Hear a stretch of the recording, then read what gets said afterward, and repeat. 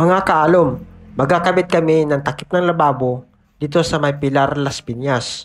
Nabulok kasi yung nakakabit na kahoy dati kaya pinalitan niya ng aluminum cladding sa amin.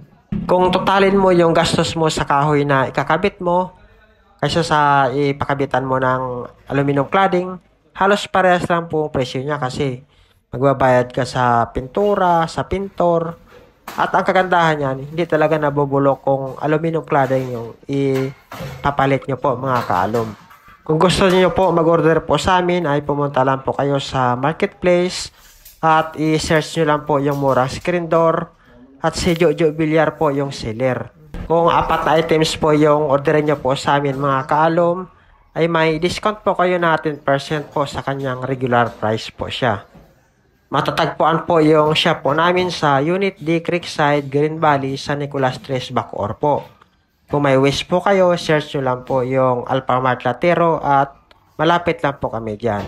Pakishare naman po mga kaalom yung video po namin para makatulong din po sa mga naghahanap ng mura.